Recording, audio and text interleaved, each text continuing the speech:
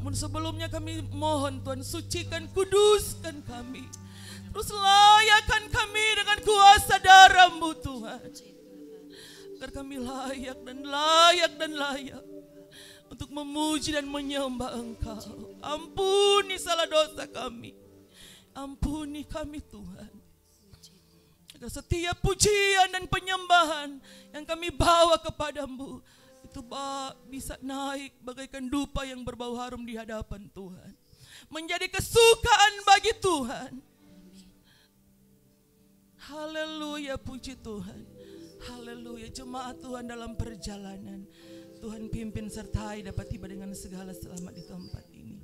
Kami boleh bersama-sama memuliakan, menyenangkan hati Tuhan, bersorak-sorak bagi nama Tuhan yang terlalu ajaib dan dahsyat bagi kami. Terima kasih Tuhan, terima kasih. Terima kasih, ambil alih Roh Kudus ibadah kami dari awal sampai akhirnya. Kami buka dan tabiskan ibadah ini dalam satu nama yang ajaib, itu dalam nama Tuhan Yesus Kristus. Haleluya, haleluya, amin. Puji Tuhan, puji Tuhan. Saudara tetap tinggal berdiri. Kita mau sorakan haleluya bagi Tuhan. Sebab kita ada sekarang, itu semua karena kekuatan daripada Tuhan. Amin. Semua karena anugerah yang terlalu besar yang Tuhan limpahkan bagi saudara dan saya. Sekarang telah tiba keselamatan dan kuasa. Haleluya. Puji Tuhan.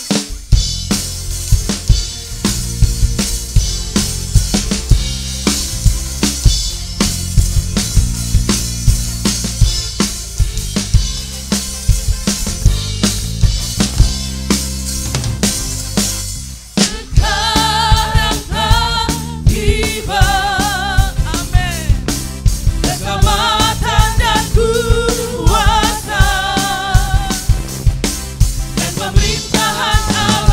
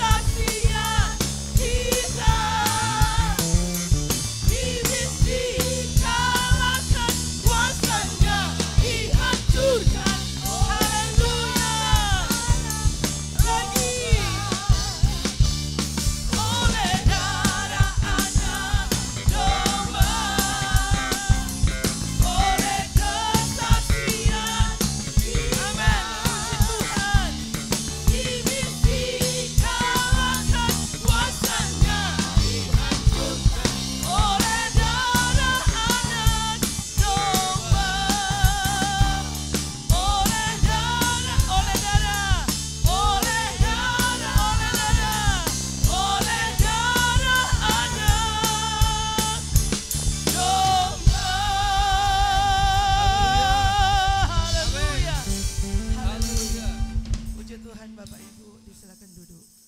Kita akan mendengarkan persembahan pujian dari jemaat Tuhan yang ada di sektor 4. Haleluya. Oleh darah anak domba. Oleh darah anak domba, oleh kesaksian kita, iblis dikalahkan, kuasanya dihancurkan oleh darah anak domba. Pujian dari jemaat Tuhan sektor 4. Oleh darah anak domba, oleh kesaksian kita, iblis dikalahkan, kuasanya dihancurkan oleh darah anak domba.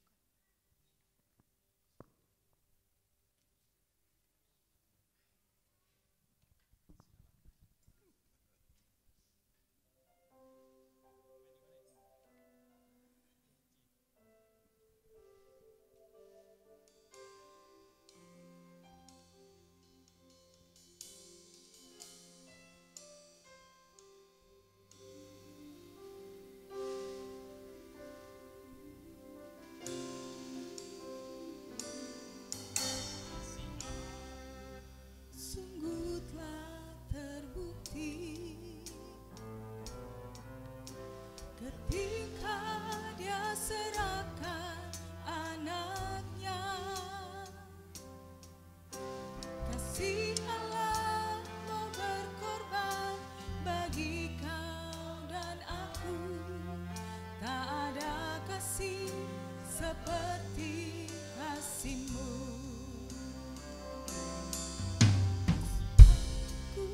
Sungguh telah terbukti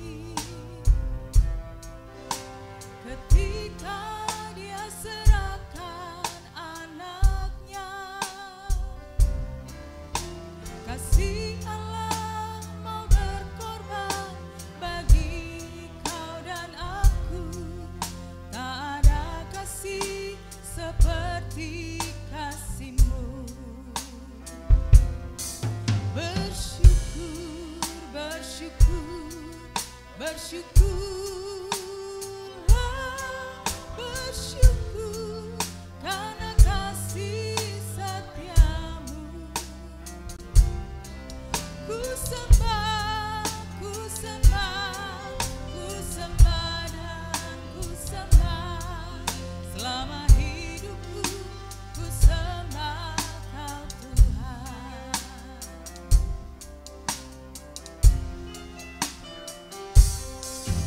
Kasih Allahku sungguh telah terbukti ketika Dia serahkan anaknya, kasih Allah mau berkorban bagi kau dan aku. Tak ada kasih seperti kasih-Mu. Bersyukur, bersyukur, bersyukurlah, bersyukur karena kasih setia-Mu. Ku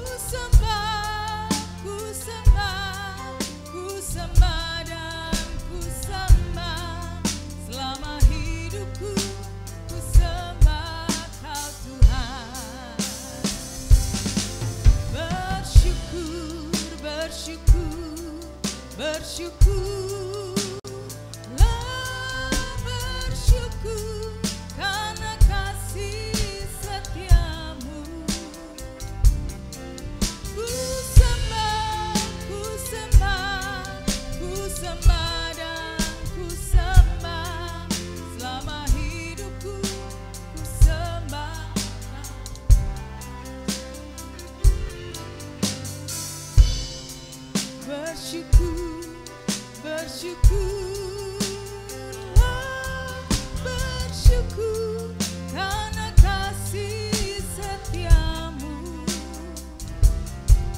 Ku sembah, ku sembah, ku sembah dan ku sembah. Selama hidupku ku sembah Kau Tuhan. Selama hidupku ku sembah Kau Tuhan. Selama hidupku ku sembah Kau Tuhan.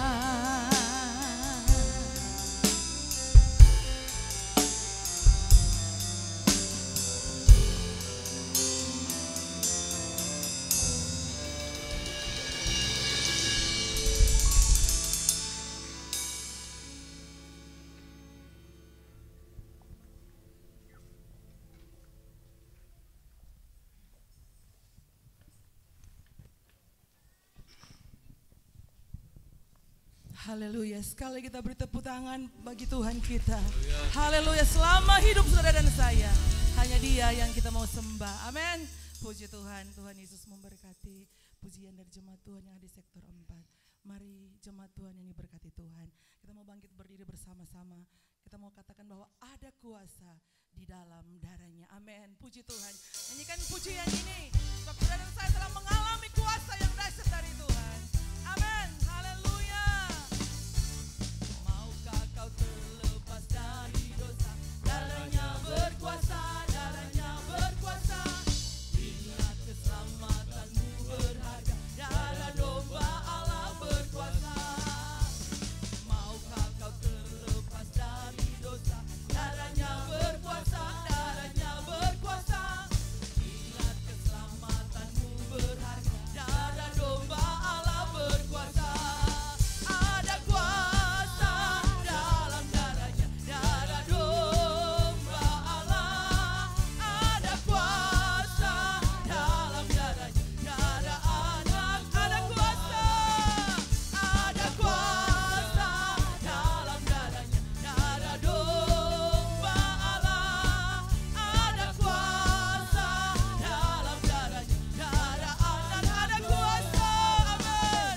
Ada kuasa dalam darahnya, darah domba Allah, amin. Ada kuasa dalam darahnya, darah anak domba. Sekarang saya sudah bebas. Sekarang saya sudah bebas. Saya bebas oleh darahnya domba Allah. Sekarang saya bebas, bebas, bebas. Haleluya. Sekarang saya sudah bebas. Amin. Sekarang saya sudah bebas. Saya bebas oleh darahnya domba Allah. Sekarang saya bebas, bebas, bebas. Haleluya. Katakan, sekarang saya sudah bebas. Amin. Sekarang saya sudah bebas. Sekarang saya bebas oleh darahnya domba Allah.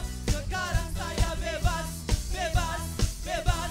Lagi sekarang saya, amin. Sekarang saya sudah bebas. Sekarang saya sudah bebas. Saya bebas oleh darahnya domba Allah. Sekarang saya bebas, bebas, bebas. Haleluya. Sekarang saya bebas, bebas, bebas. Haleluya lagi. Sekarang saya bebas, bebas, bebas. Haleluya. Haleluya. Haleluya. Haleluya. Puji Tuhan. Puji Tuhan. Haleluya. Haleluya. Kita telah dibebaskan oleh darahnya anak domba. Darah yang berkuasa. Haleluya. Sebab itu kita mau muliakan Dia, agungkan Dia. Tidak berhenti dalam kehidupan kita. Dia yang telah membebaskan saudara dan saya. Mulia, mulia bagi anak domba. Amin. Sebab Dia yang layak dipuji, Dia yang layak diagungkan. Puji Tuhan, puji Tuhan, haleluya. Puji Tuhan, haleluya.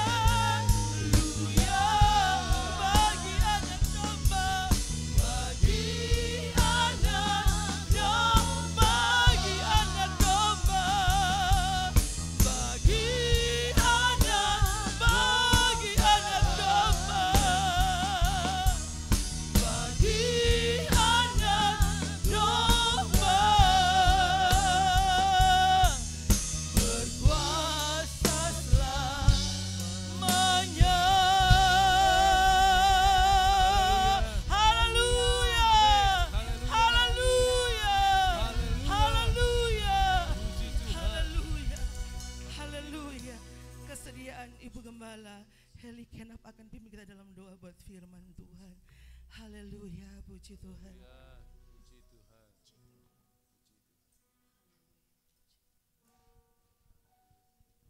Haleluya, haleluya Yesus. Bagi anak domba segala kemuliaan. Karena kami semua Tuhan merasakan kasih-Mu. Karena kami semua Tuhan merasakan anugerah dan kemurahan-Mu dalam kehidupan kami. Itulah sebabnya Tuhan pagi hari ini hanya Engkau yang layak kami puji. Hanya Engkau yang layak kami agungkan dan kami tinggikan Tuhan. Kami telah memuji memuliakan nama-Mu. Kiranya pujian penyembahan kami dapat naik berbau harum di hadapan hadirat Allah. Dan kini tiba saatnya Tuhan kami mendengarkan kebenaran firman Allah. Bapa yang sangat baik, kami butuh firman-Mu. Engkau sumber kekuatan kami.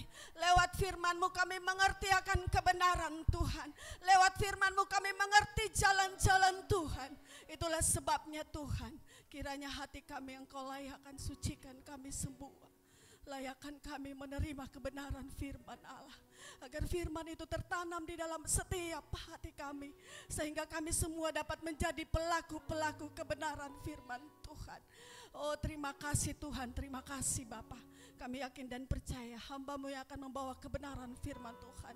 Dia ada di dalam pengurapan Allah. Terima kasih Bapa, terima kasih Tuhan. Kami mau duduk diam dengan firman Tuhan. Di dalam nama Yesus. Puji Tuhan, Haleluya. puji Tuhan. Amin, puji Tuhan. Puji Tuhan.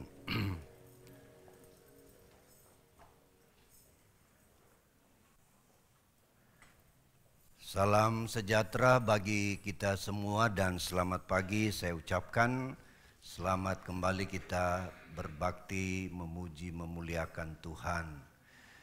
Terima kasih buat dukungan doa jemaat yang sudah mendoakan kami. Meninggalkan saudara-saudara untuk 1-2 hari kami ada di Kota Makassar mengikuti rapat pleno Majelis Pusat dan kembali beberapa hari lalu dalam keadaan yang baik. Puji Tuhan. Hari ini kita akan mendengarkan firman Tuhan sebagai pembukaan saya ingin kita merenung kembali firman Tuhan minggu kemarin yang sudah disampaikan, sebuah pengungkapan tentang firman Tuhan dalam kitab Wahyu sebagai kitab yang terakhir, di mana kita sudah dibekali dan dicerahkan untuk memahami peristiwa-peristiwa akhir zaman di mana kita hidup. Kemarin kita sudah dengar penjelasan tentang adanya meterai. Dalam kitab Wahyu ada 7 meterai, juga ada 7 sangkakala, dan juga ada 7 bokor murka Allah.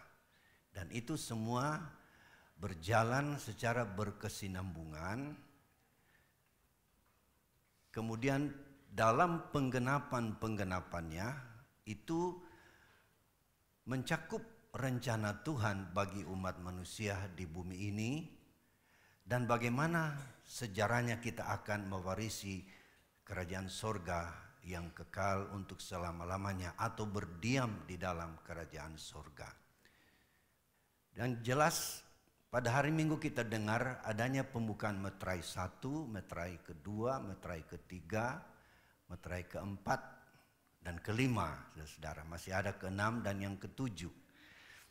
Meterai yang pertama sudah diungkapkan secara lugas bagi kita dan membawa pesan bagi saya dan saudara. Dan khusus pribadi saya, dalam meterai yang pertama ada satu pesan yang saya ingin kembali kita review atau kita renungkan kembali.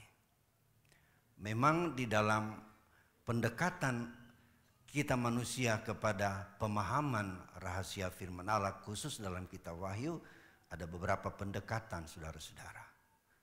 Karena bisa secara literal dikatakan, bisa secara analogi atau bayangan atau perumpamaan. Saudara-saudara, itu cara pendekatan kita kepada pengungkapan rahasia itu.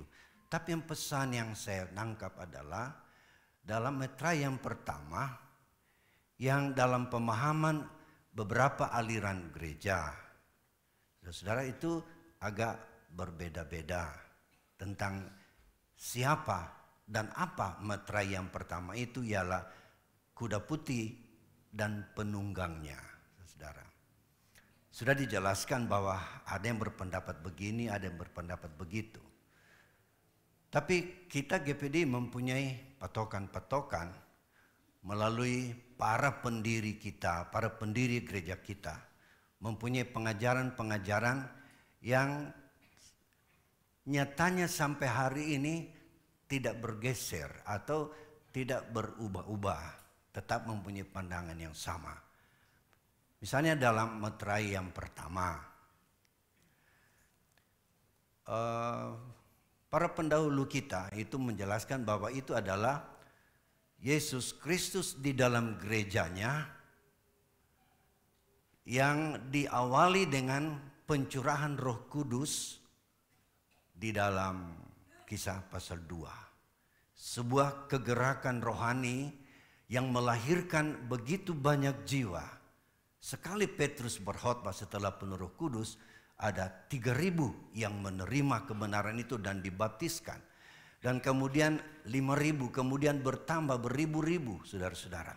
Bahkan ada dalam salinan lain berpuluh-puluh ribu. Sebuah kemenangan yang diraih oleh para rasul-rasul Tuhan dalam memberitakan Injil. Jadi Yesus di dalam gerejanya dan dalam urapan kuasa Roh Kudus itu melakukan sebuah terobosan pelayanan yang membuahkan gereja Tuhan. Berarti itu sebuah kemenangan dan harus meraih lagi kemenangan. Jadi memang dibandingkan dengan Wahyu 19 tentang Yesus juga yang menunggang kuda putih. Tetapi gerejanya, saudara-saudara, yang berkemenangan di Kisah pasal 2 itu kita lihat dikatakan merebut dan merebut lagi kemenangan. Maksudnya kemenangan itu tidak cukup hanya sekali, tetapi secara terus-menerus. Baik dalam sejarah perjalanan gereja dari waktu ke waktu, ataupun secara pengalaman pribadi demi pribadi bagi kita orang percaya dari hari ke hari sejak kita mengenal Yesus sampai kita meninggal dunia. Kita harus menjalani sebuah kehidupan yang berkemenangan. Kita hidup berkemenangan. Kalau dilihat dari sisi perjalanan waktu, bahwa gereja memang harus mencapai akhirnya kemenangan sebelum, kalau kita lihat Yesus datang kali yang kedua, itu diawali dengan sebuah penguasaan secara total di dunia ini oleh seseorang yang namanya Antikris. Dia akan menguasai dunia ini selama 3,5 tahun. Tetapi sebelum masa itu berlaku, didahului dengan berbagai peristiwa-peristiwa. Yang tadi dalam pembukaan dikatakan ada 7 meterai dibuka, kemudian ada 7 sangkakala. Dan semuanya ini membawa manusia untuk mengenal Allah dan mengetahui apa rencana Tuhan dalam hidup kita. Bahwa Dia ingin membawa kita bersama-sama Dia dalam kehidupan kekal di dalam kerajaan sorga.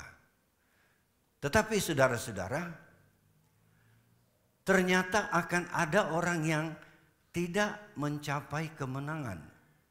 Pesan dalam meterai yang pertama itu adalah biarlah kita hidup berkemenangan hari ini, besok, dan juga seterusnya sampai Tuhan datang pada kali yang kedua.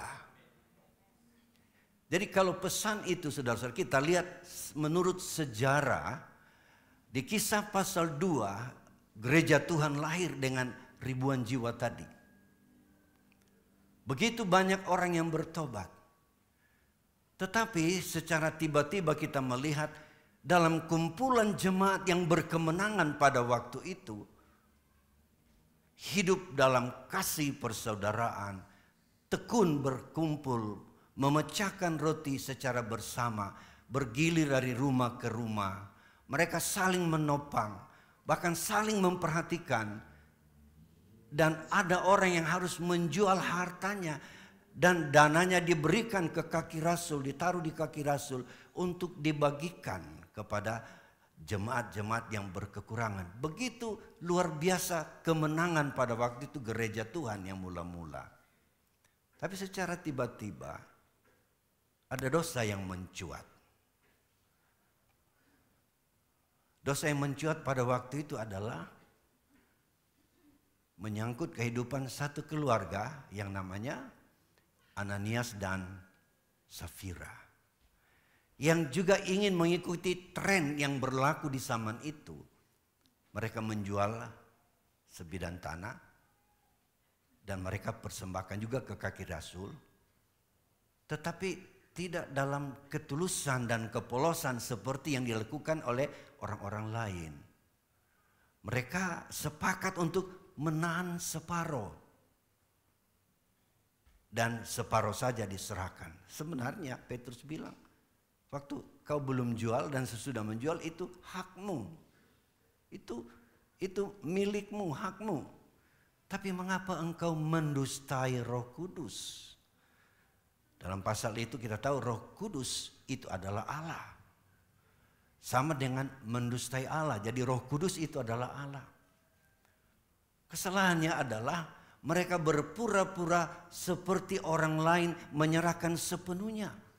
Ya kalau hanya berikan separuh, terus terang dinyatakan ini separuh dan separuh kami masih gunakan. Mungkin harus begitu saudara-saudara. Tetapi dosa ini muncul di saat kemenangan awal yang dialami oleh gereja. Jadi dalam hal ini kasus ini adalah menyangkut harta, menyangkut uang. Menyangkut juga sifat manusia yang suka munafik. Ya semua kaitan-kaitannya. Dosa itu saudara-saudara. Sehingga tadi dikatakan orang yang menunggang kuda putih itu adalah orang yang sudah menang dan harus merebut kemenangan. Artinya kita hidup dalam perjuangan mengiring akan Tuhan. Baik pribadi, pengalaman pribadi, hidup keseharian kita. Sejak kapan kita jadi orang percaya. Maupun adalah perjalanan gereja Tuhan secara menyeluruh. Sampai nanti akhirnya Tuhan datang kali yang kedua. Harus menemukan gereja yang menang. Kemudian kalau kita lihat setelah berjalannya gereja waktu itu. Dari tahun ke tahun banyak orang dimenangkan saudara-saudara. Kemenangan orang percaya, kemenangan para rasul. Tapi di sisi lain juga terdaftar banyak orang yang meninggalkan Tuhan. Terbabit dengan dosa-dosa. Paulus menulis surat dalam berbagai hal mengungkapkan banyak orang yang telah meninggalkan keimanannya. Jadi yang sudah menang tadi karena tidak memelihara kemenangan dan tidak merebut kemenangan seterusnya, akhirnya mengalami kekalahan. Tidak menang tapi mengalami kekalahan. Itulah sebabnya saya dan saudara sebagai gereja Tuhan dianjurkan supaya kita terus hidup dalam kemenangan bersama dengan Tuhan. Amin saudara-saudara. Ya. Jangan kita puas dengan apa yang hari ini lalu kita sudah abai saudara-saudara. Tapi kita dikatakan terus kita mengerjakan keselamatan kita untuk akhirnya kita mencapai kemenangan akhir. Puji Tuhan. Bisa bilang amin? Nah, gereja Tuhan lahir tahun 30-an. Berjalannya waktu kita lihat sampai pada hidup Rasul yang terakhir hidup saudara-saudara adalah Rasul Yohanes yang kita sudah dengar bahwa sekitar tahun 90-an mendekati tahun 100 menulis kitab Wahyu. Di kitab Wahyu dijelaskan di sana adanya kondisi gereja yang justru memang dalam tanda-tanda mengalami persoalan dan mengalami tantangan yang berat. 7 sidang di Asia Kecil Di Wahyu pasal 2 dan pasal 3 kita lihat selain ada teguran-teguran dan nasihat kepada ketujuh gereja pada waktu itu yang sudah mengalami penurunan atau degradasi yang sering kita dengar istilah keren, mengalami penurunan nilai. Ada satu anjuran yang selalu ditekankan dalam semua pasal. Misalnya pasal 2, pasal 3, 7 sidang yang ada di Asia Kecil ini dinasihatkan dan diingatkan supaya harus menang. Ada 7 kali, misalnya pasal 2 ayat 7, ayat 11, ayat 17, ayat 26. Dalam pasal 3 ayat 5, ayat 12 dan ayat 21. 7 kali himbauan yang sama. Barang siapa menang. Barang siapa menang. Tadi penunggang kuda putih yang sudah menang dan merebut kemenangan lagi saudara-saudara. Ini kita melihat bahwa baru gereja Tuhan berjalan kurang lebih 60-an tahun. Sudah mengalami penurunan nilai. Sehingga diberi tantangan supaya barang siapa menang. Jadi harus kita menang terus saudara-saudara. Amin. Kalau dalam pasal 19 dijelaskan minggu kemarin, Yesus sudah menang dan tidak pernah kalah lagi. Dia sudah mengalahkan iblis. Kalau kita lihat sejarah bagaimana Yesus mengalahkan iblis, saudara, dengan jalan kita lihat garis besarnya dia harus menjadi manusia, firman menjadi manusia yang masuk dalam rahim Maria. Sehingga dia disebut buah kandungan Maria. Dalam Lukas 1 ayat 40-41. Jadi dia mengambil kemanusiaan lewat rahim Maria. Jadi dia sebagai manusia 100%. Dan tidak seperti paham beberapa waktu lalu berbeda-beda disampaikan bahwa Yesus itu hanya dimasuki oleh Allah. Itu pelajaran yang menurunkan nilai dan martabatnya Yesus. Yang bagi kita Allah itu ialah Bapa, Firman dan Roh Kudus sederajat, setara, tidak berbeda, tidak ada yang di bawah, tidak ada yang di atas, sederajat, sama nilai, sama hakikat. Jadi Yesus harus jadi manusia dan dia mati. Untuk apa saudara-saudara? Memenangkan manusia dari cengkeraman maut atau kematian. Sebab upah dosa ialah maut. Tetapi dengan kematian Yesus dan kebangkitannya, ia telah mengalahkan iblis sebagai penguasa maut. Menurut Ibrani 2 dan Ibrani pasal 5. Jadi Yesus telah menang dari kematian. Dia bangkit dari kematian, memenangkan pertarungan. Yang menggenapkan apa dikatakan dalam Kejadian pasal 3 ayat 15. Pada kejatuhan manusia dalam dosa lalu Tuhan memberikan hukuman kepada mereka. Khusus kepada ular itulah iblis dikatakan bahwa akan ada benih perempuan yang menghancurkan kepalanya. Tetapi dia juga akan mematuk tumit yang menghancurkan kepalanya itu. Ya, ini bicara tentang Yesus disalib, saudara. Jadi Yesus sudah memenangkan pertarungan dengan iblis. Iblis sudah dikalahkan. Kepalanya dihancurkan. Tetapi nyatanya ekornya masih bekerja. Kalau kepalanya dihancurkan, ekornya masih bekerja. Dan ekornya ini berbahaya bagi kita orang percaya. Menurut Yesaya pasal 9 ayat 14, Yesaya 9:14. Tua-tua dan orang-orang yang terpandang itulah kepala, dan nabi yang mengajarkan dusta itu ekor yang berbahaya bagi kita gereja Tuhan.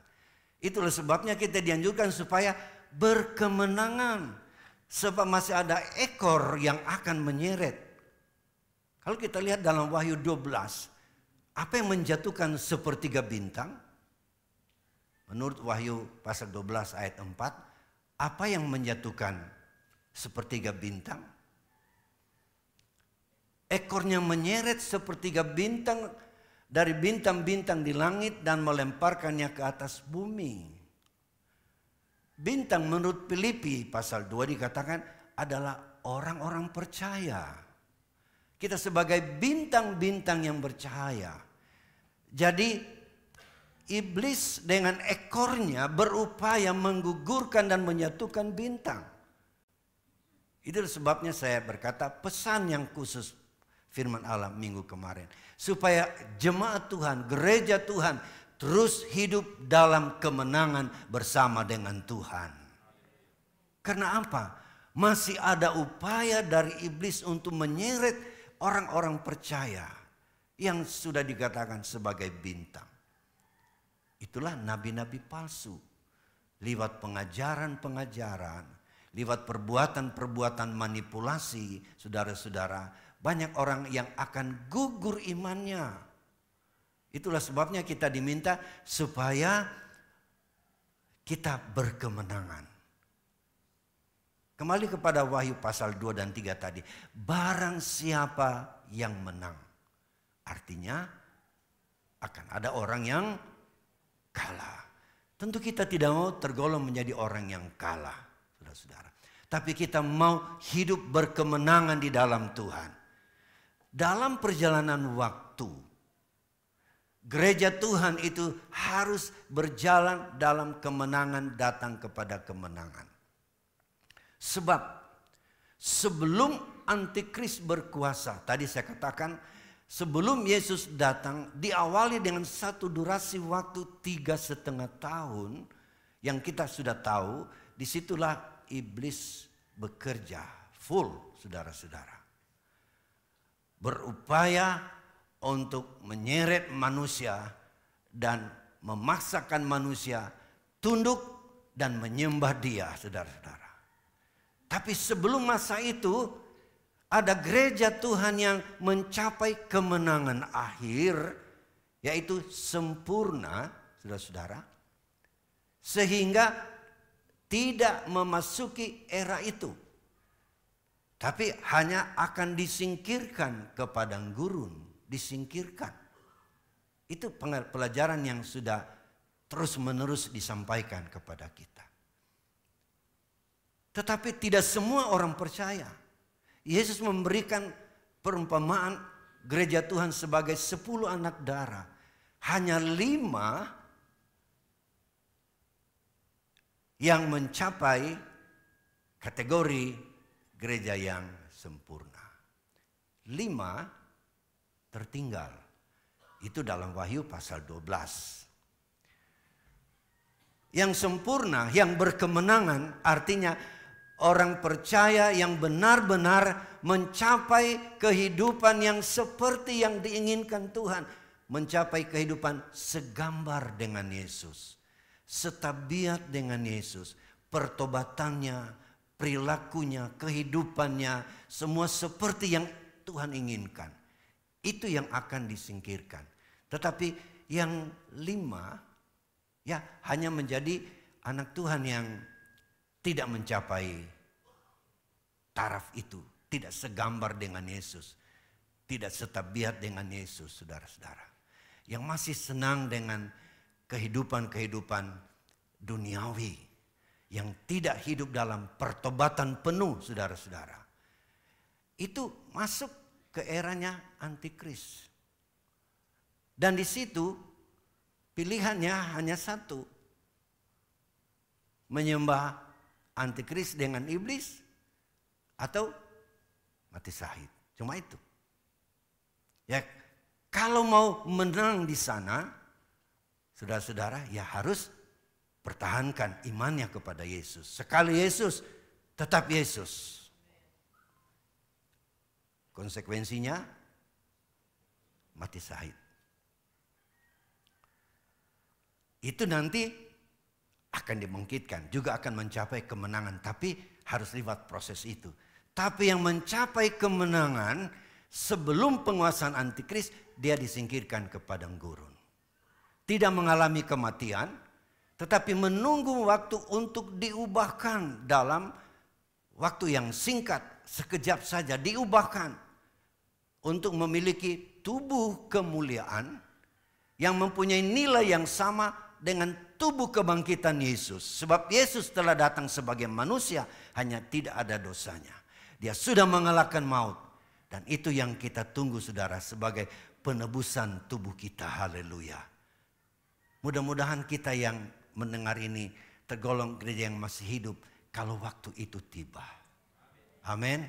Ya, kita semua rindu saudara-saudara. Kalau boleh kami tiba di saat itu sebagai gereja yang berkemenangan. Amin. Nah, puji Tuhan.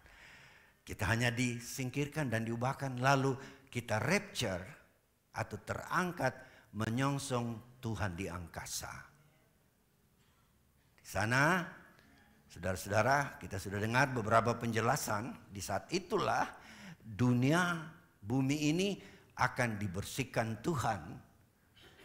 Sebab yang masih tinggal gereja yang tidak sempurna, tapi mau selamat mati syahid.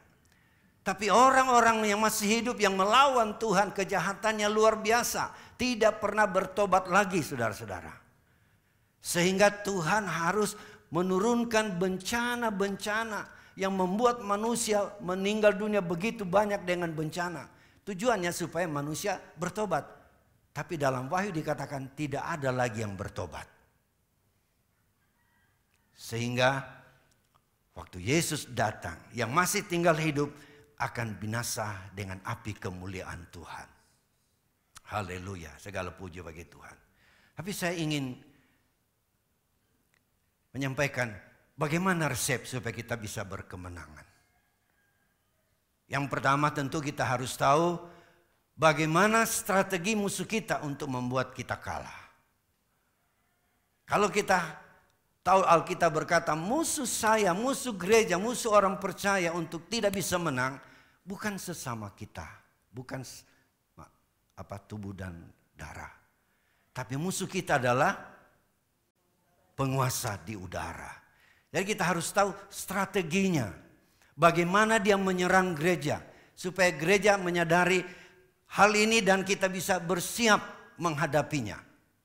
Beberapa hal kita lihat, saudara. Saya mencatat mungkin ada 7 atau 8 cara iblis menyerang orang percaya. Yang pertama kalau kita lihat, dia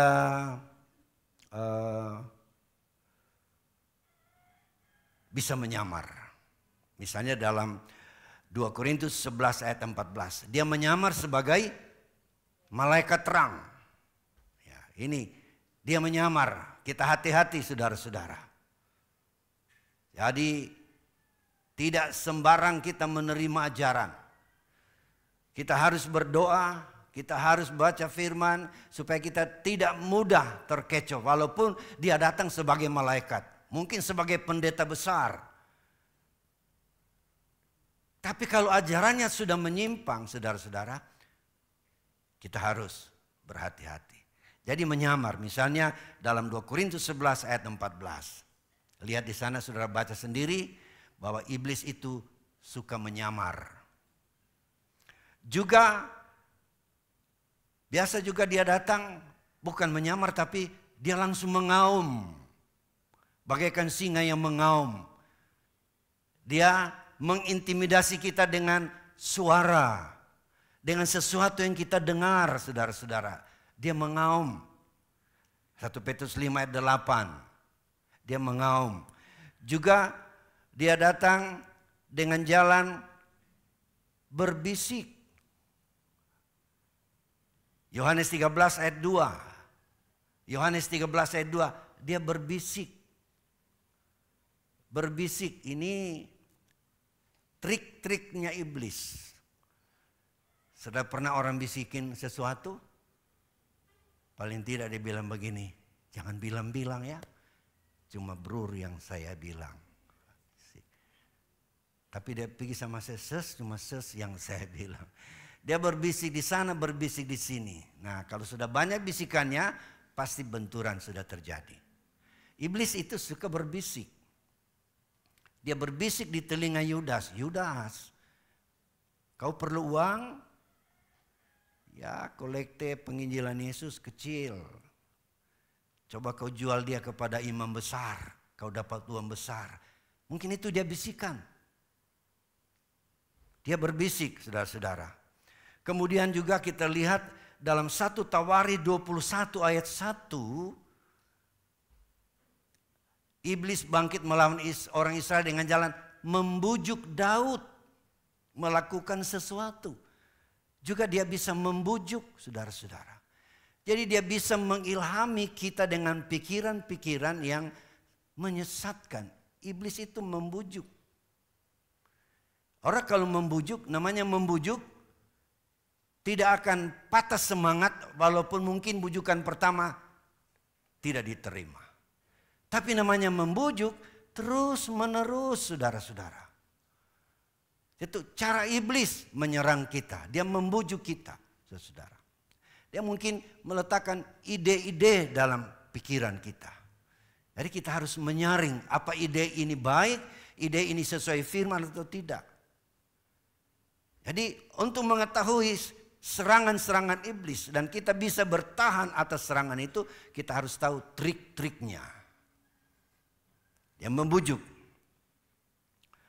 Juga seringkali dia mendakwah. Ini mendakwah. Dalam Sakaria pasal 3 ayat 1 sampai 3. Dia mendakwah. Sudah lihat ayat-ayat itu. Mendakwah, menuduh. Iblis suka menuduh kita, saudara-saudara. Dia menuduh kita atas dosa kita masa-masa lalu. Dia ingatkan kembali, ya kau ini, kau ini. Padahal kita sudah selesaikan dengan Yesus, dengan jalan minta ampun kepada Yesus. Karena kita tahu darahnya menguduskan saya dan saudara. Tapi iblis dia mau ingatkan, dia menuduh, kau begini, kau begini. Itu triknya. Juga kita lihat juga adalah dia mencari waktu yang tepat. Artinya kalau kali ini gagal, dia coba kali yang kedua. Dan kalau dia lihat situasi tidak memungkinkan, dia menunggu waktu yang tepat. Jadi iblis tahu mencari waktu yang tepat untuk menyerang saya dan saudara. Di saat mana dia akan menyerang. Itu terjadi pada waktu dia mencoba Yesus. Kita lihat dalam Lukas pasal 4 ayat 13. Lukas 4 ayat 13. Sesudah iblis mengakhiri semua pencobaan itu, ia mundur padanya dan menunggu waktu yang baik. Jadi iblis tidak putus asa kalau dia belum memenangkan pertarungannya. Dia terus mencoba, saudara. Ini harus kita pahami supaya kita bisa proteksi diri kita. Supaya menjadi anak Tuhan yang sudah menang dan berkemenangan. Haleluya. Terus menerus kita menang sampai Yesus datang kembali kali yang kedua. Bisa bilang amin? Dan kalau semua trik ini dia sudah lakukan, dan ternyata satu ketika ada peluang bagi dia, yang terakhir apa yang dia buat? Kita lihat dalam Lukas 22 ayat yang ketiga.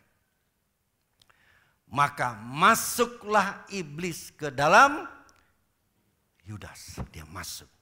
Kalau tadi hanya kasih saran, kasih pendapat, mengintimidasi dengan suara yang keras, bahkan dengan bujukan lemah lembut dia datang. Kita tetap bertahan, saudara. Tapi kalau dia lihat ada peluang, kita coba beri kesempatan, maka dia akhirnya masuk dan merasuk si Yudas Iskariot. Tidak ada ampun lagi. Karena dia sudah masuk ke dalam.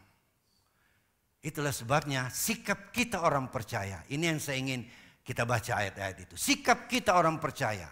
Firman Allah ajarkan apa? Supaya terus berkemenangan hari ini, besok, dan seterusnya. Saudara-saudara, Paulus dalam firman menyatakan hal ini. Misalnya dikatakan Efesus 4 ayat 27. Mari kita lihat Efesus 4 ayat 27. Dan janganlah beri kesempatan kepada iblis. Jangan beri kesempatan. Mengerti hal ini, kita baca konteksnya, ayat-ayat sebelum dan sesudahnya. Ya, cukup waktu kalau kita baca semua. Tapi intinya, orang percaya jangan beri kesempatan kepada iblis.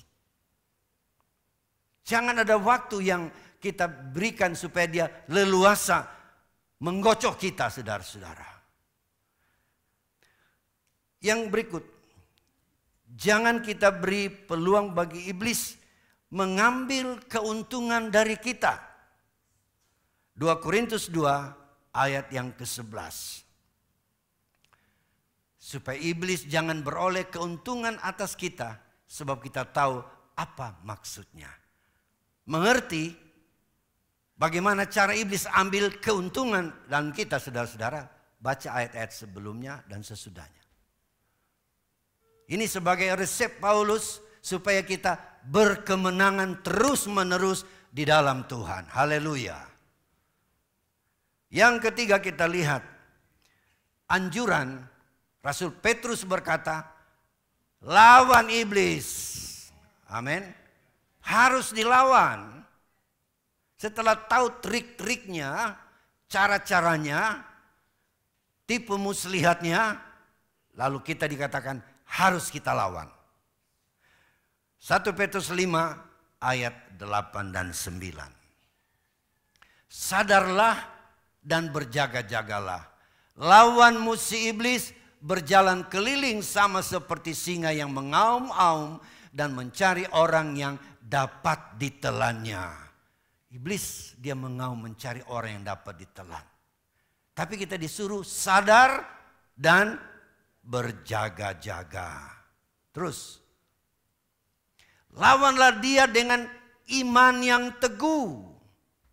Jadi lawanlah dia dengan iman yang teguh, sebab kamu tahu bahwa semua saudaramu di seluruh dunia menanggung penderitaan yang sama. Setiap orang percaya di seluruh dunia ini dikatakan mendapat tantangan dan serangan daripada iblis. Sama. Dia datang, dia mengaum, dia menyamar, dia berbisik, dia membujuk saudara-saudara. Tapi kita dikatakan sadar dan berjaga-jagalah. Lawanlah dia, saudara-saudara. Lawanlah dia. Ayat 9, ayat 10.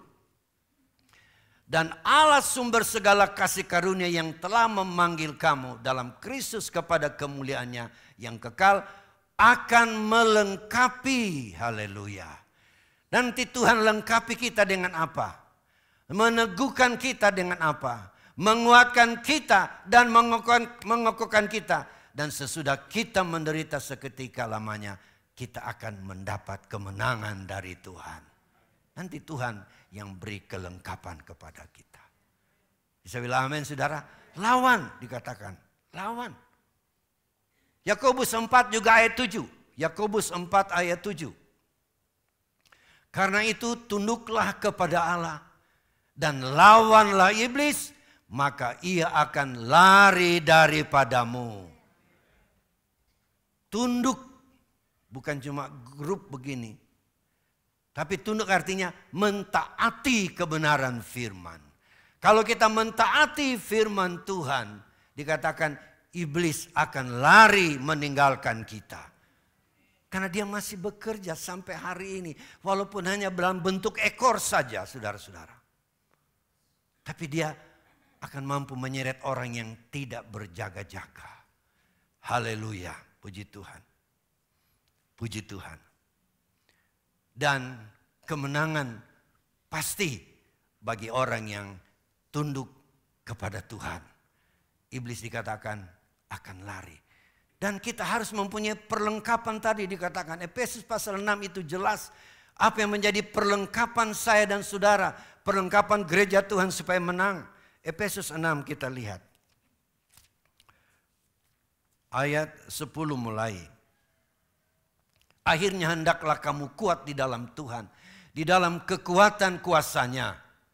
Kenakanlah seluruh perlengkapan senjata Allah supaya kamu dapat bertahan melawan tipu muslihat iblis. Kita perlu kelengkapan ini, saudara-saudara. Karena perjuangan kita bukanlah melawan darah dan daging, tetapi melawan pemerintah-pemerintah, melawan penguasa-penguasa, melawan penghulu-penghulu dunia yang gelap ini, melawan roh-roh jahat di udara. Sebab itu ambillah seluruh perlengkapan senjata Allah supaya kamu dapat mengadakan perlawanan pada hari yang jahat itu dan tetap berdiri sesudah kamu menyelesaikan segala sesuatu.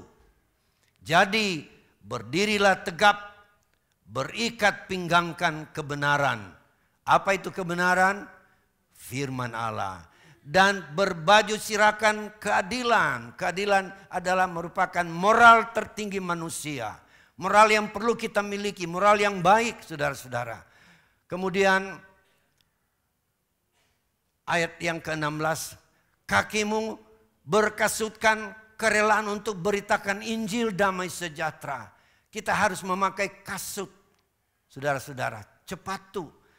Sepatu apa, saudara-saudara? Adalah kerelaan beritakan Injil. Artinya kita harus punya berita yang baik kepada dunia ini. Injil adalah euangelion, artinya kabar baik tentang siapa? Tentang Yesus. Gereja harus punya berita tentang Yesus. Paulus berkata dalam ayat lain, kita harus menjadi suratan yang terbuka. Hidupmu dan hidup saya bisa dibaca. Wah, ini anak Tuhan, ini orang percaya. Hidupnya cocok dengan kebenaran firman Allah. Jadi dunia membaca dalam hidup kita, kita punya berita yang baik. Sebab kita sudah diubahkan. Kita dipanggil dengan Injil, lalu diubahkan dengan Injil, lalu hidup sesuai dengan kebenaran firman Tuhan. Kita harus punya kesiapan itu. Kasut kita, saudara, adalah beritakan Injil. Rumah tangga kita memberitakan kebenaran firman Allah. Rumah tangga kita sebagai mercusuar di tengah-tengah masyarakat dunia yang hidup dengan dosa. Tapi rumah tangga kita aman, damai, sejahtera. Haleluya. Bisa bilang amin? Haleluya. Wah, ini panggilan kita luar biasa. Kita berkasutkan kerelaan beritakan Injil. Ayat 16. Dalam segala keadaan pergunakanlah perisai iman. Kita punya perisai. Perisai, saudara-saudara, adalah menangkis serangan-serangan musuh. Perisai iman.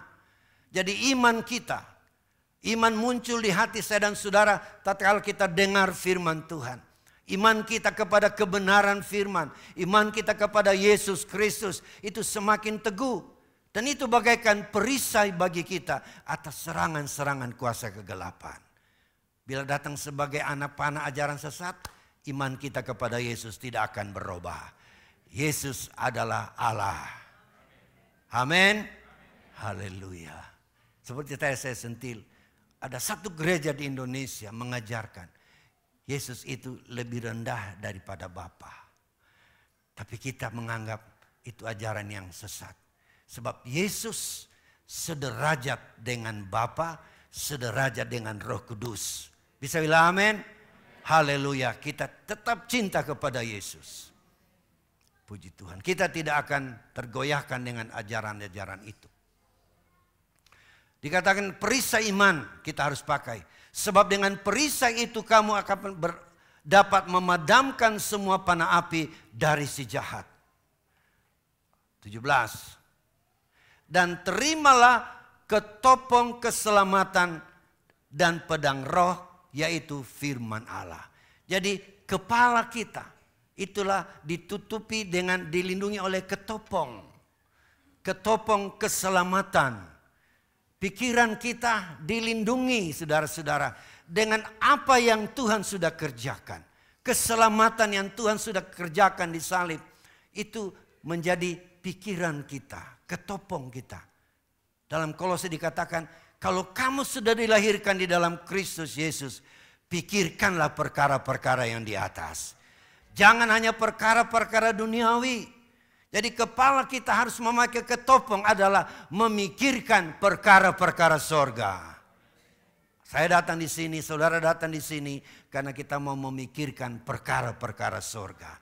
Isilah pikiran kita sebagai ketopong kita saudara-saudara dengan segala kebenaran firman Tuhan. Haleluya. Dan dikatakan di sini, peganglah pedang roh yaitu firman Allah. Firman Allah kita harus pegang. Tidak cukup hanya pegang secara literal ini atau secara alam begini. Pegang itu artinya yakini saudara-saudara. Pegang firman Tuhan, yakini firman Tuhan. Percayai firman Tuhan, sebab firman Tuhan tidak pernah gagal. Tuhan berfirman, apa yang dia ucapkan, apa yang keluar dari mulutnya tidak akan kembali dengan sia-sia. Artinya selalu membawa hasil. Kalau kita berpegang pada firman Tuhan, ada hasilnya yang kita akan peroleh. Itulah sebabnya saudara, kita cinta firman Tuhan. Semua ini untuk apa? Supaya kita berkemenangan.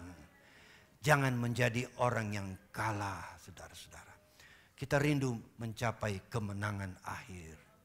Itulah sebabnya kita mau ambil bagian dalam perjamuan Tuhan. Sebab dengan jalan ambil perjamuan ini, kita terus menyegarkan ingatan kita akan kematian Yesus di kayu salib. Dia mati untuk apa? Untuk menebus hidupmu dan hidup saya. Dan Yesus berjanji, kalau kamu makan roti dan minum anggur, kamu ada di dalam aku dan aku di dalam kamu. Haleluya, puji Tuhan. Kita akan ambil bagian dalam perjamuan. Karena kita rindu hidup dalam kemenangan hari ini dan seterusnya akan menang sampai Yesus datang kali yang kedua. Haleluya. Jadikan dia yang terindah di dalam hidupmu dan hidup saya. Puji Tuhan. Ada lagu yang sudah lama, mungkin coba kita nyanyikan dulu lagu itu untuk beberapa saat sebelum kita ambil bagian dalam perjamuan.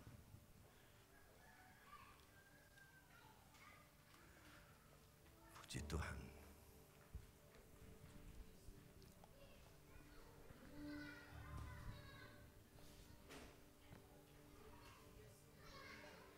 Dia sungguh indah ya.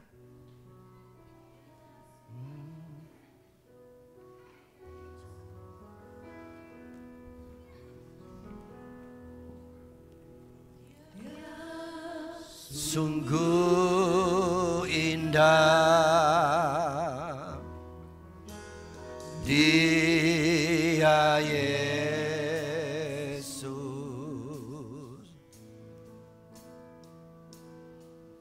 Dia ajaib, Dia mulia, Dia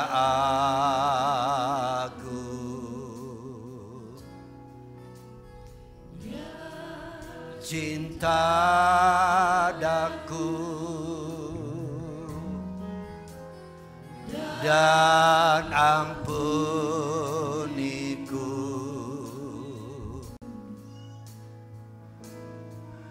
bahkan rela berikan nyawanya untuk selamatkanku. Sambutlah Yesus,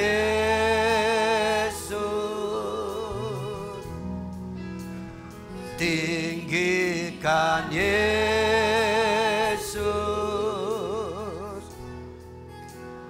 beri Dia hormat, pujian dan kuasa. Yesus Raja, bagi yang mulia ku angkat tanganku, Kau ku puja, ku cinta, ku sembah.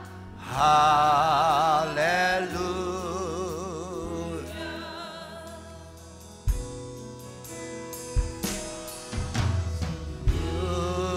Indah Dia Dia Yesus,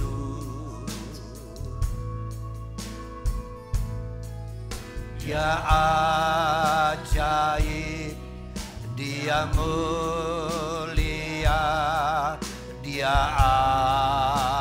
agung. Cinta daku dan ampuniku,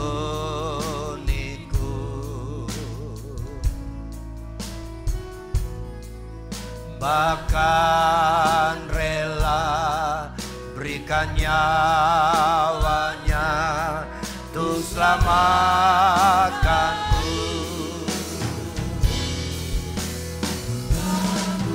Lah Yesus, tinggikan Yesus, beri Dia hormat, pujian dan kuasa. Yesus Raja. Puji Tuhan, haleluya. Bagi yang mulia,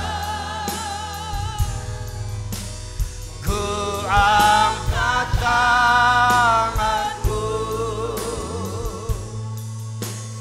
Kau ku puja, ku cinta, ku sembah. Haleluya. Sambutlah Yesus, kita bangkit berdiri. Sambutlah Yesus, kita sambut Dia. Kita akan menyambut perjamuan Tuhan. Haleluya. Ya hormat, pujian dan kuasa. Yesus Raja. Haleluya. Bagi yang mulia,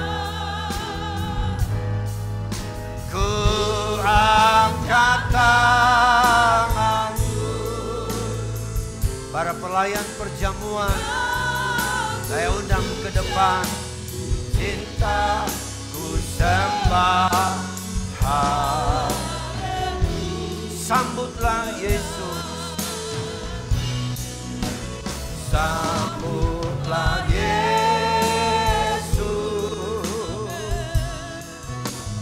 tinggikan Yesus, Dia hormat, pujian dan kuasa. Yesus Raja. Bagi yang mulia,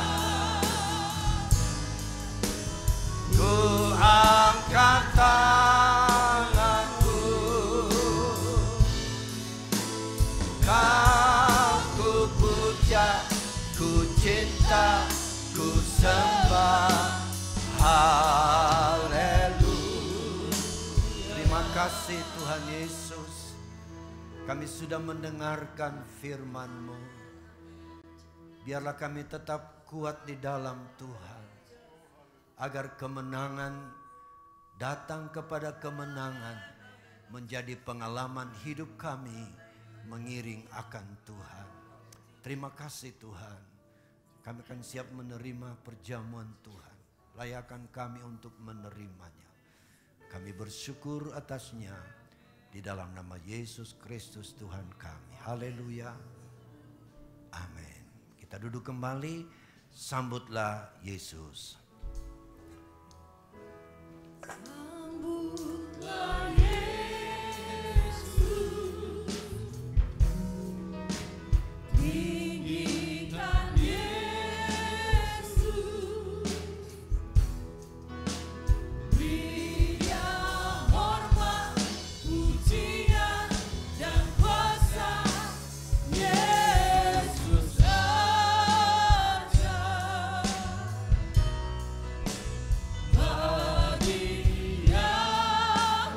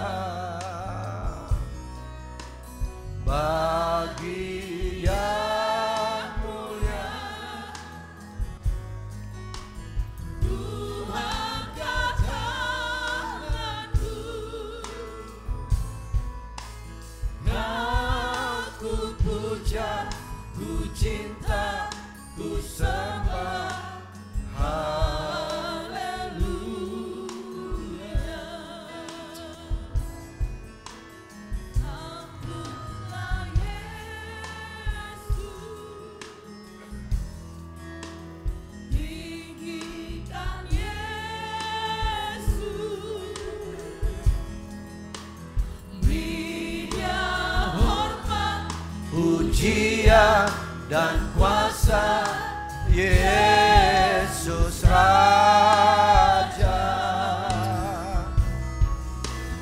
Bagian mulia ku angkat tanganku, kan ku puja, ku cinta, ku sembah, haleluya. Kau ku puja, ku cinta, ku sembah, ku puja, ku cinta, ku sembah, haleluya. Sekali lagi. Aku puja, ku cinta, ku sembah, haleluya.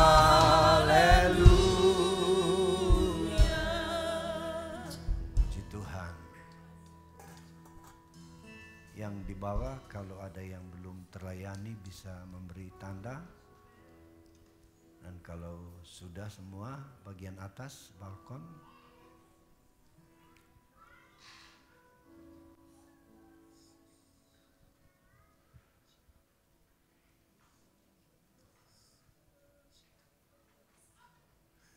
Kita nyanyikan salibnya, salibnya. Kita mempersiapkan semuanya.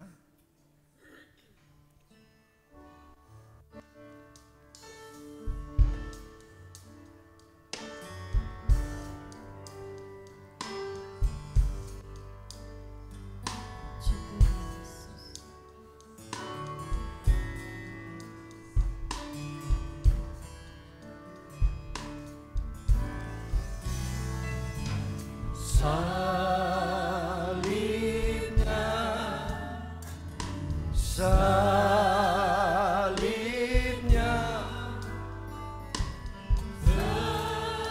selamat mulia,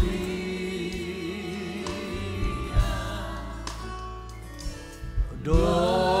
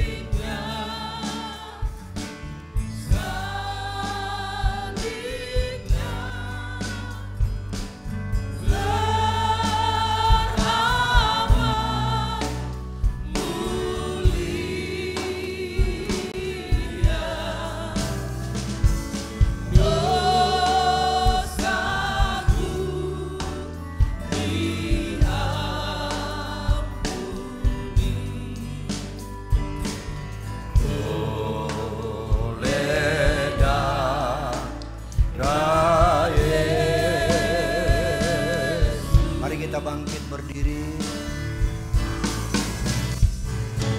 Salibnya,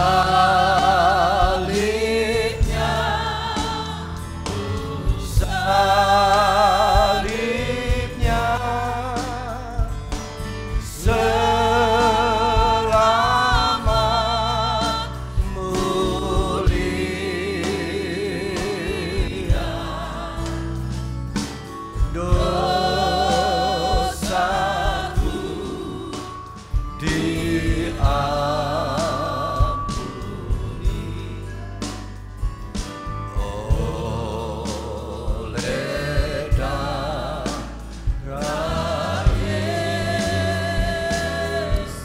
mulia, tangan kanan kita angkat bersama-sama. Dan ketika mereka sedang makan, Yesus mengambil roti, mengucap berkat, memecah-mecahkannya, lalu memberikannya kepada murid-muridnya dan berkata, ambillah, makanlah, inilah tubuhku. Kita makan di dalam nama Yesus.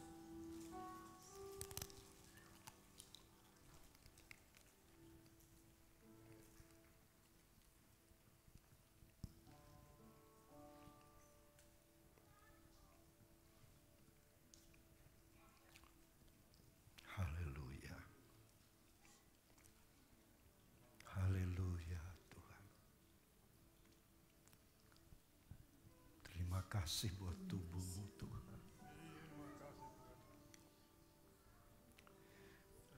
Terima kasih Tuhan. Tubuh yang penuh bilur-bilur yang membawa kesembuhan bagi kami. Haleluya, haleluya. Haleluya, haleluya. Terima kasih Tuhan, terima kasih Yesus. Kita angkat cawan. Sesudah itu ia mengambil cawan, mengucap syukur, lalu memberikannya kepada mereka dan berkata, minumlah kamu semua dari cawan ini, sebab inilah darahku, darah perjanjian yang ditumpahkan bagi banyak orang untuk pengampunan dosa. Kita minum di dalam nama Yesus.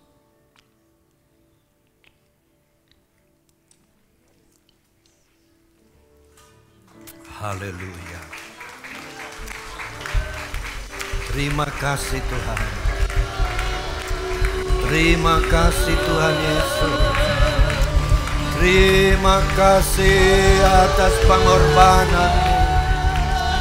Terima kasih buat darah-Mu yang tercurah.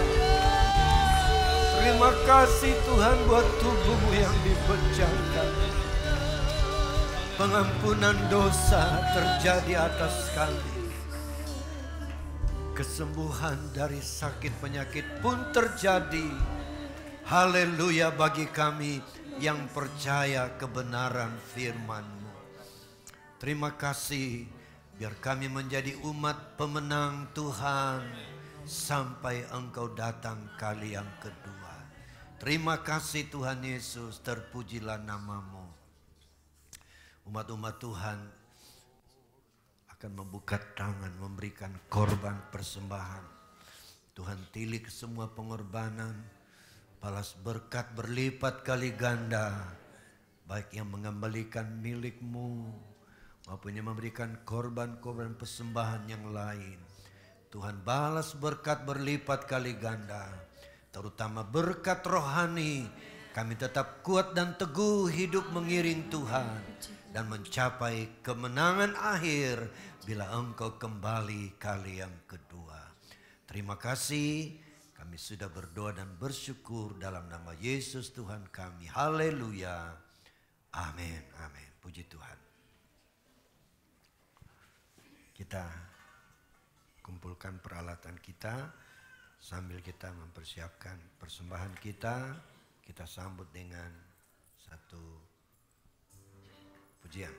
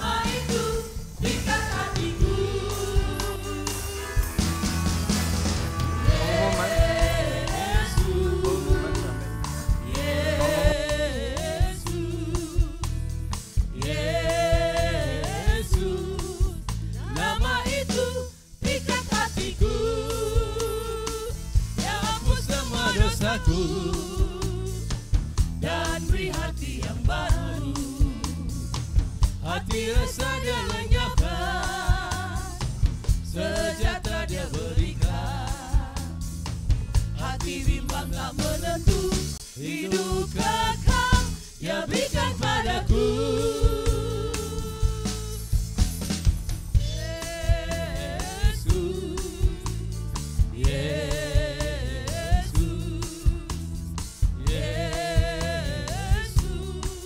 Nama itu pikat hatiku.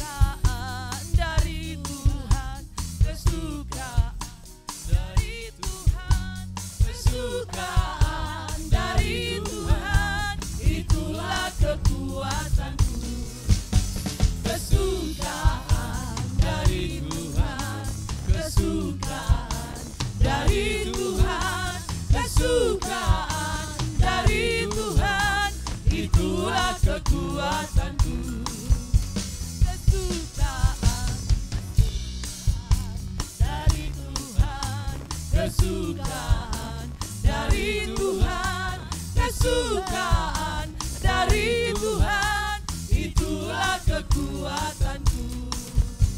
Kesukaan, kesukaan dari Tuhan, kesukaan dari Tuhan, kesukaan dari Tuhan, itulah kekuatanku. Itulah kekuatan. La la la, la la la, la la la. Nama itu pikat hatiku. Tuhan, Tuhan memberkati atas semua pengorbanan kita hari ini. Disampaikan bahwa sore nanti pukul 5 ibadah yang kedua dan juga ada perjamuan Tuhan. Untuk besok hari Senin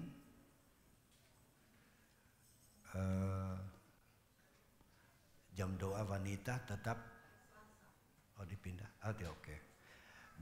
Tim doa Hana dialihkan ke hari Selasa, digabung dengan kegiatan wilayah.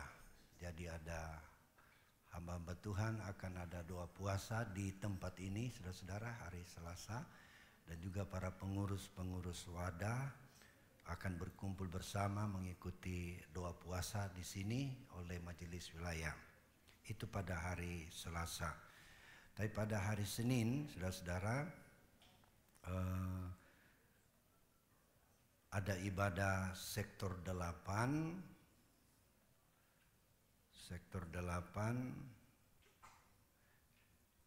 di rumah keluarga Kurniawan Cahyadi pukul 19 di Jalan Sekunder Palu. Tuhan memberkati untuk sektor 8 berkumpul pada hari Senin. Selain itu, saudara-saudara, besok hari Senin kami akan menuju Parigi, saudara-saudara, ya. Hari Senin juga ada sektor 2. Oh ya.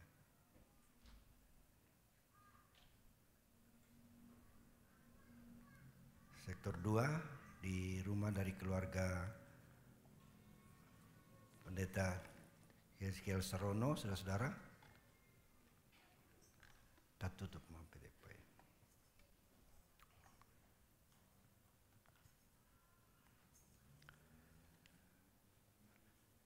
Lalu besok pagi kami akan ke Parigi mengikuti atau ingin menghadiri pemakaman dari Ibu Pendeta Mumu yang adalah orang tua rohani kami juga, saudara-saudara, yang mendidik, menggembleng kami selama kami belajar di sekolah Alkitab di Parigi tahun 69, saudara-saudara. Menjadi ibu gembala di Parigi waktu itu, lalu mendidik, menggembleng kami sebagai hamba-hamba Tuhan yang baru belajar waktu itu. Jadi kami berupaya untuk hadir dalam acara pemakaman dari almarhumah. Kalau mungkin ada jemaat yang mau pergi juga, ya silakan saudara, karena sosok ini juga adalah dekat dengan kita selama beliau masih kuat, masih berada di Biro Buli, dan sampai menyerahkan pelayanan, kemudian akhirnya mengakhiri hidup di Parigi di tangan anak kandung almarhumah. Kemudian hari Rabu tidak ada ya. Ya, saya ulangi lagi untuk keluarga Pendeta Sarono, ibadah di rumahnya pada pukul 7 di Jalan Garuda. Harap sektor 2 memperhatikannya. Kemudian keluarga muda akan ada ibadah juga pada hari Kamis ibadah Family Praise and Worship Keluarga Muda Imamat Rajani pada hari Kamis 11 Juli 2024 bertempat di kediaman keluarga Torokano Golo di Jalan Lapata, BTN Gria, Kelapa Putih, Blok B, pukul 18, pukul 19. Tuhan memberkati kita. Hari Jumat, pemuda remaja, dan hari Sabtu doa puasa kita, saudara-saudara, yang kali ini disponsori oleh Sektor 5. Ya, Pelwap. Ya, biasa. Jadwalnya Pelwap ya Rabu seperti biasa. Kemudian ada undangan ini kepada Komisi Anak GPD Eklesia. Nanti saya serahkan kepada guru-guru Pelkap, ini bisa ditindaklanjuti. Ada berupa undangan kepada Komisi Anak di tempat sehubungan dengan program jaringan doa anak Oikumene, yaitu pada setiap bulan akan diadakan ibadah di gereja-gereja. Maka kami mengundang adik-adik sekolah minggu beserta guru-guru pendamping untuk hadir berkumpul dan berdoa bersama dalam ibadah doa anak yang akan dilaksanakan pada hari Senin besok, berarti pukul 16 sampai dengan selesai. Tempat GKB Kadosi, alamat Jalan Nusa Kembangan nomor 3 Palu, belakang Rutan Maesa. Atas kasih, perhatian, dan kerjasamanya diucapkan terima kasih. Tuhan memberkati kita bersama. Salam doa dari pengurus. Bisa diambil oleh guru-guru sekolah minggu, ditindaklanjuti untuk pelaksanaannya besok. Berikut kami sampaikan saudara-saudara bahwa tanggal 19 nanti di ruangan ini, itu jatuh hari Jumat ya, tanggal 19 Juli akan ada seminar sehari, kemudian malamnya ditutup dengan kebaktian kebangunan rohani yang akan dipimpin oleh pelayan-pelayan dari The Fellowship International, The International Fellowship dari Texas, Amerika, saudara, dari sebuah badan yang menyampaikan Injil ke seluruh dunia di berbagai negara termasuk Indonesia, dan mereka minta untuk kita laksanakan di sini, saudara-saudara. Jadi dihadiri oleh para hamba-hamba Tuhan yang diharapkan seboleh-bolehnya kurang lebih 300 hamba Tuhan akan datang. Untuk GPD Eklesia kami harap pelayan-pelayan bisa hadir, saudara, dan acara ini hanya sehari karena dalam pengecekan kami badan ini adalah misi penginjilan ke seluruh dunia yang perlu kita sikapi, saudara-saudara, sebagaimana sebagai satu perlengkapan anak Tuhan adalah siap memberitakan Injil kemana saja, puji Tuhan. Dan koordinator pelaksana itu adalah saudara Ferdi Wuner. Kami lihat sudah mencetak brosur, dan mungkin kita harus cetak baliho, kita bisa taruh di pagar atau di gedung ini, saudara, atau juga di tempat-tempat lain yang memungkinkan kita buat baliho. Kemudian kami harapkan tim pelayan itu harus siap, saudara, karena kami lihat mereka juga mintakan supaya tim pelayan itu lengkap pada hari KKR-nya. Tuhan memberkati kita bersama. Kita akan mengakhiri ibadah ini dan kita masuk di dalam doa penutup. Mari kita bangkit berdiri bersama-sama, kita akhiri ibadah kita hari ini.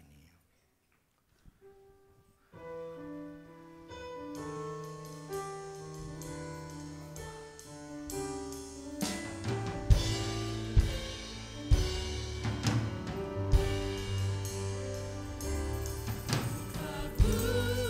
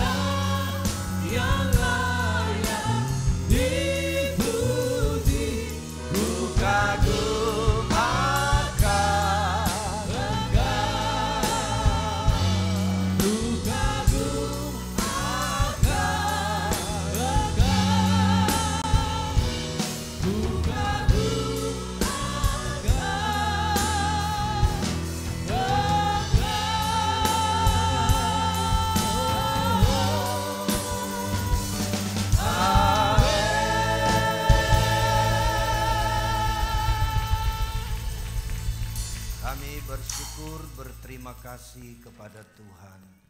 Hari ini kami telah beribadah kepadamu. Apa yang kami lakukan Bapa, sempurnakanlah kiranya menjadi ibadah yang menyenangkan hati Tuhan. Terima kasih, kami berdoa untuk ibadah kami pada sore nanti dan seluruh acara yang kami laksanakan sepanjang minggu. Biar Tuhan memberikan kekuatan, kesehatan bagi kami agar kami mampu beribadah seperti apa kata firman-Mu, supaya roti kami diberkati, kesehatan kami juga diberkati oleh Tuhan. Terima kasih Bapa di sorga. Kami ingat keluarga Pendeta Mumu, di mana mereka mengalami duka lagi beberapa hari ini. Acara pemakaman besok kami serahkan dalam tangan Tuhan. Biar Tuhan punya nama saja yang dimuliakan dan keluarga dihiburkan, dikuatkan. Bahkan kami semua Tuhan tetap teguh hati di dalam Engkau. Karena Engkau yang sudah menyelamatkan kami dan menyiapkan hidup yang kekal untuk selama-lamanya di dalam kerajaan-Mu. Terima kasih Bapa di sorga, terpujilah nama Tuhan. Sebentar kami kembali ke rumah kami, tibakan kami dengan segala selamat daripada Tuhan. Jauhkan mara bahaya, simpan kami di bawah kepak sayap kemurahan-Mu, supaya Tuhan nama-Mu ditinggikan dan dipermuliakan. Juga berkati bangsa dan negara kami, berkati pemerintah kami, berkati aparat keamanan Tuhan. Mereka bertindak berlaku baik, tepat seperti apa yang diundangkan dalam negara kami, supaya kemakmuran akan tercapai, keamanan tercipta di mana-mana, dan bangsa kami bangsa yang takut akan Tuhan. Terima kasih Bapa. Ini doa kami, sempurnakanlah, dan kami percaya berkat-Mu telah menjadi bahagian kami. Dengan menadahkan tangan kita kepada Tuhan, kekasih-kekasihku, kita kembali ke tempat kita masing-masing, membawa berkat dan nikmat dari Allah Bapa, kasih sayang dari Tuhan Yesus, perlindungan, penghantaran, pimpinan kuat kuasa Roh Kudus menyertai kita sekalian. Mulai pagi hari ini sampai hari Maranatha, Yesus datang kali yang kedua. Haleluya. Yang percaya berkata amin. Selamat pagi.